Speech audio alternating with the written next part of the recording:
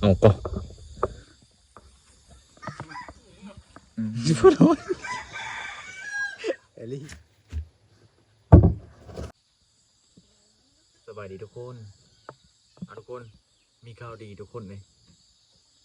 น้องหมาทุกคนน้องหมาได้ลูกนะข่าวดีทุกคนเลยได้เมื่อคืนนี้ทุกคนเลยนะนี่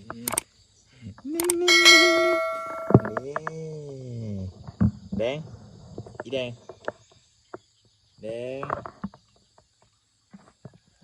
อีแดงโอ้เอ็ดโคกับลูกเขาเลยแดงเจนนี่มึนตาเลยทุกคนเลยนะเมย์มันเล่อยู่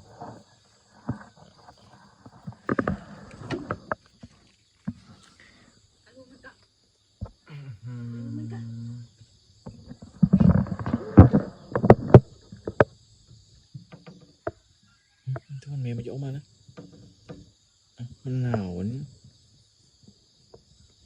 เด็ด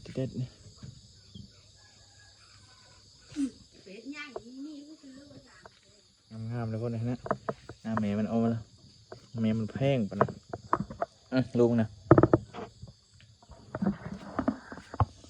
อีก4 ตัวทุกคนเลยนะ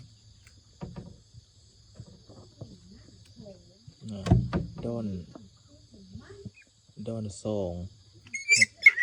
เอาเต่งลูกแล้วอีแดง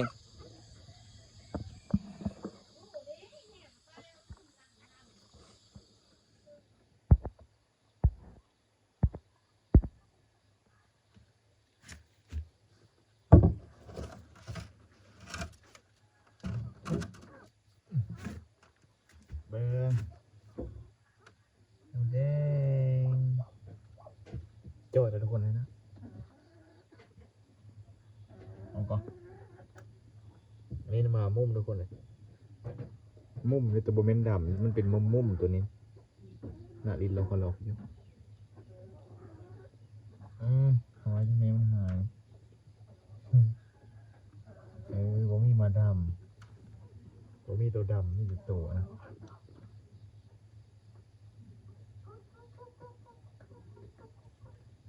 ลูกกินข้าวจะได้กินข้าวเอาลูกในโน่นไหมเ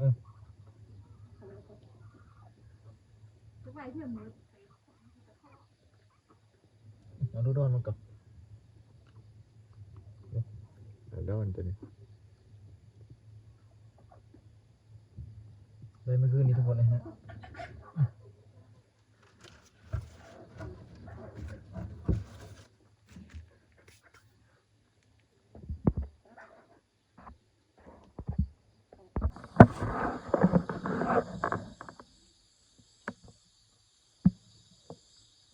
มันหากันได้เมื่อคืนนี้ทุกคนเลยได้ตอน10 โมงคนตอน10 โมงเร่งเมื่อคืนนี้นะตอนประมาณ4 ทุ่มหรือ5 ทุ่มไม่แหละมันเจ็บท้องมันขึ้นห้องบนนอนทุกคนขึ้นหดเทิกของคุณนะ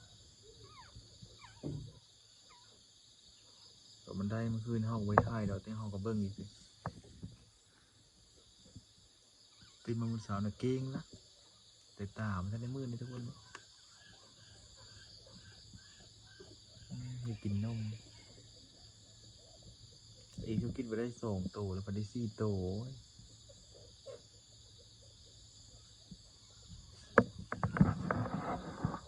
แดง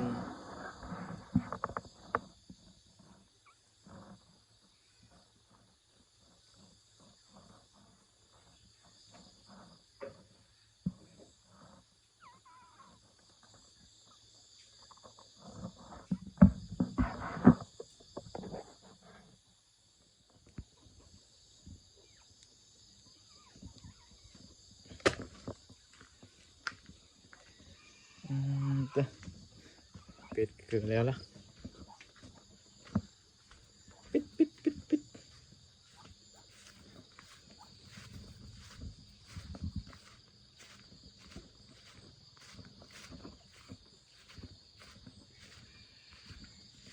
ขังมาใกล้นี่นะมา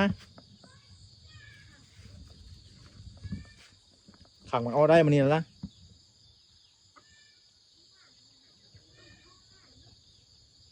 เอาได้เสร็จเนาะ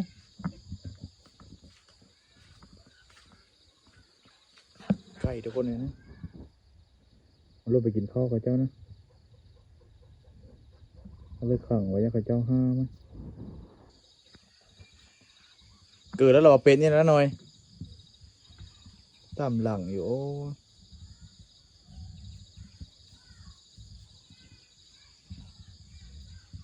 เป็ดเท่าทุกคนเลยนะตัวนี้เป็ดผู้ใหญ่นะใหญ่ที่ตัวนี้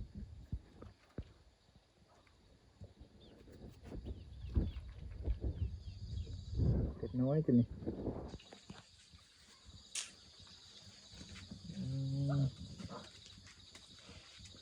ตามหลังตะเล่นตะเล่น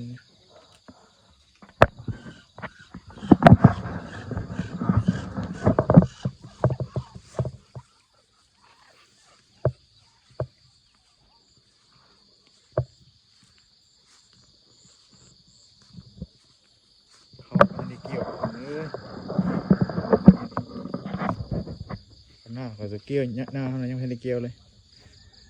มาขีดทุกคนเลยนะ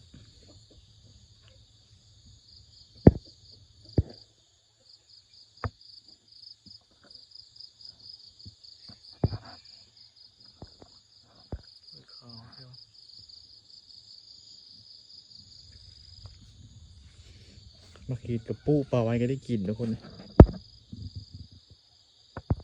ลายพอได้กินมันซื้อถือบริซื้อทุกประเภทของมันมีทุกคนของปูของฝั่งมีแต่ปูปลาไว้กับมันกะอุดมสมบูรณ์ทุกคนในดินนะบริใส่อย่างนะแตงสลานเนี่ย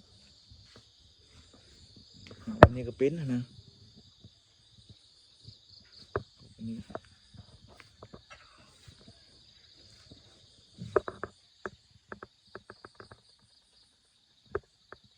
ร้ายมากินก็มาหุ่งกันเลยเป็นดอกละนะแล้วก็เป็นมาได้ตัวนี้กัน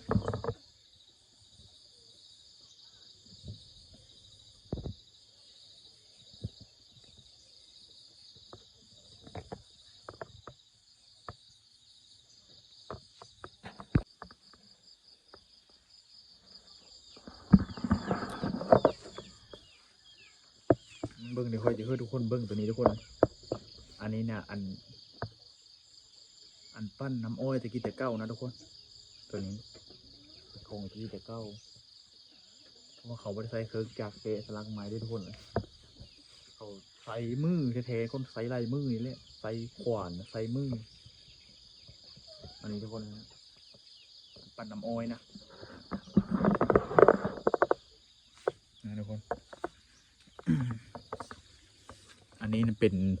นที่โน่นทุกคนอันตัวโน่นลงไปนะโน่นลงไปแล้วกัดอันโน่นลงไปแล้วกัดอันนะเขาสิเฮ็ดบนปลายมันตัวนั้นน่ะเขาสิเฮ็ดขุดคุมทุกคนขุดประมาณลมคู่นี่แหละ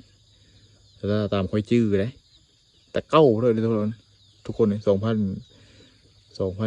13แต่เขาก็ยังใส่แต่ค่อยสั้นเห็นอยู่อันนะเขาเอาตัวนั้นมาทุกคนเอาตัวนั้นมาใส่นี่ใส่ร่องตัวนี้แล้วก็ตัวนั้นก็มาใส่ร่องตัวนี้แล้วก็ตัวนี้กับตัวนี้นี่เขาขนาดอยู่เทิงทุกคนเลยตัวนี้นี่ขนาดอยู่เทิงนะเพราะมันมีล็อกของมันขนาดแล้วกันเรื่องตามค่อยจื้อเสือขนาดแล้วกันเอาไม้จังไพ่มามัด3 อันทุกคนพากันยางอ้อมนะยางอิ้วนั่นแหละผมเป็นอิ้วใส่มือเลยทุกคนยางแบบจะตายเห็นอยู่คลิปก็คือแบบโง่ควายยางตะเก้านะทุกคนเห็นทุกคนน่าจะเห็นมันผ่านจะรอบแบบคลิปทุกคนเลยแบบอันเวลาโง่ควายแบบคนจีนผมว่าเขามาเห็นเพื่อโง่ควายเลนอ้อมเลยทุกคนแบบนั้นเลยอันนี้ก็จะตายคนนะใส่ดิ้งน้อยตะเก้านะไปดิ้งน้อยเขาตื่นเต้นไปเนี่ยนะกับที่เข้ากันไม่ได้เห็นผมว่ะ นนี้เป็นของที่เก้าทุกคนไม้จังไม้เสียทุกคนโป๊ะก็บอกคุ้มไม่ได้ตัวนี้ไม้อันนี้ย่อมแล้วปะแบบนี้ทุกคนปะไว้ตาฝนตาแดดตาฝนมาจะกระไรปีกยังแบบคือเก้านะไม้แล้วมันเป็นไม่ใครเนี่ยอุ่งหรือว่าไม่ดูอ่ะเก้าทุกคนนะอัน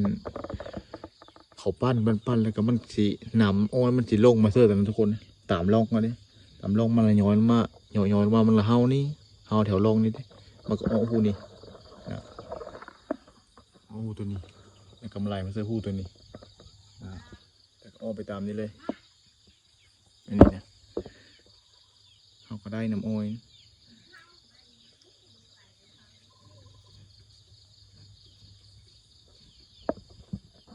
อันนี้ทุกคน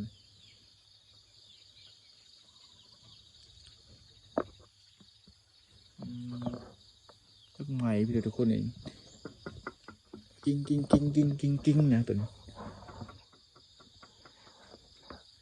แข่งไม้พี่เราโป้คือโบลี่เลยวะตั้งแต่หึงเลย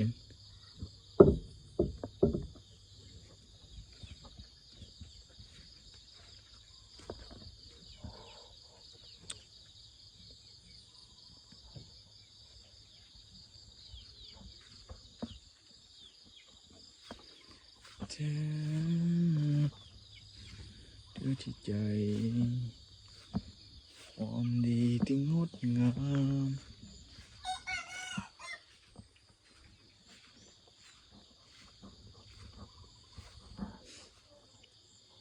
ผักทั่วเลยนะผักขากระปุกนี่เผิดมันฝนห้ำตลอดแล้วก็มันก็เลยบกขึ้นนะก็เอาฝุ่นมาเฮ็ดจนเขียวทุกคนเลยนะจนเหี่ยวมาเลย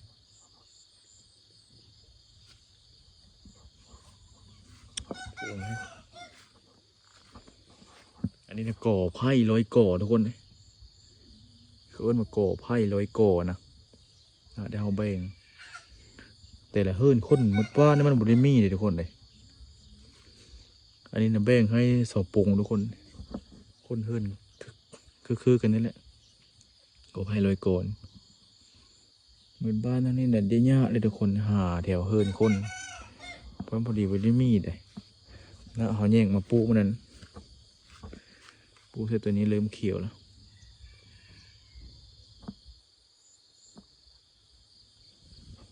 ผมที่เครือก็มี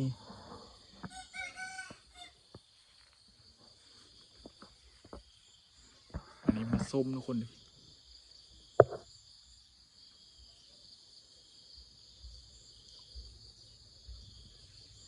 มาส้ม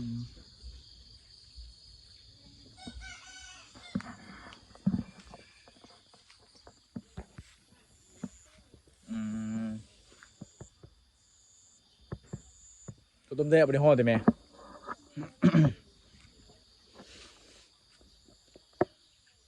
มันจะสุกหรือบ่มะฮุ่งนี่ได้ไหมดกอะไร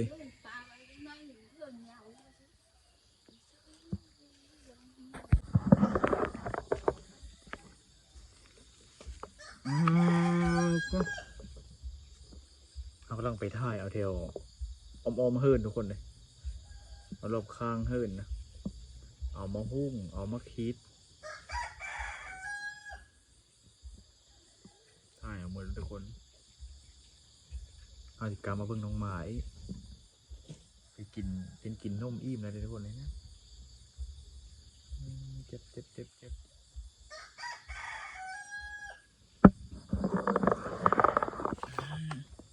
เน่เน่เฮ็ดกระต่อยเนาะ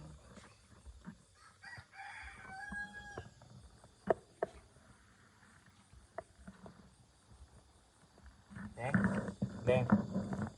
ดูกล้องพี่สีแดงเอาก็ทุกคนค่อยสิทุกคนค่อยสิลองเอาลูกมันไปลงเดิมอันแม่มันเราโหงเท่าไหร่ทุกคนนะทุกคนทุกคนเด้อลง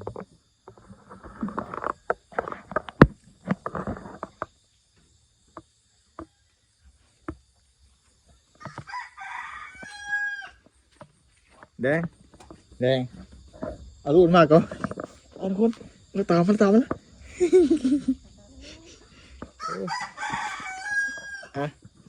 เอาโบเฮ้อนะเอาแม่มันโหงทุกคนเลยนะทุกคนน้องสาวทุกคนไปที่เรื่องนี้นะเอามาน้องสาวกับมันนี่พักให้เห็นทุกคนเพราะว่าอันเพ้นไปขึ้นบนเฮ้านะเพ้นไปพี่จะไปหาคุณจิโร่ทุกคนเลย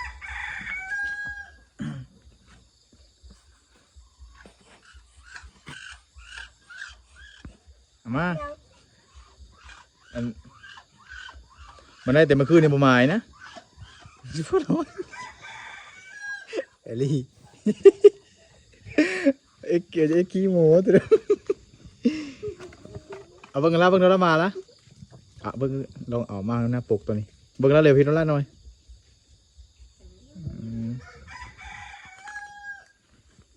หาก็ได้เมื่อคืนนี้ทุกคนเลยตามันจะน้ำมืดแล้วนะเป็นแต่เพลงมันเห็ดบุมบุยเยอะ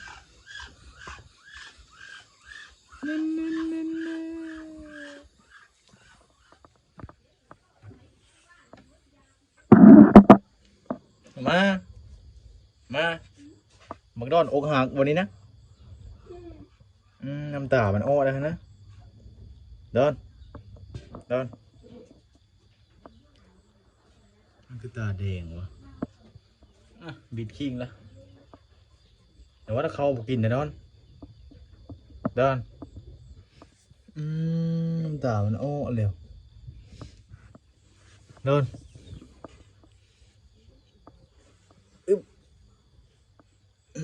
กระโตบักดอนเฮมแต่ว่าน่าจะไข่แล้วบักดอนนี่นุ่งไข่คือคนนั้นน่ะลุกดอนอะไรไปหน้าได้ตัวนะเฮ้ยลุกเจอตาตัวนี้บ้างดูน้ำตาเป็นอ้อนะ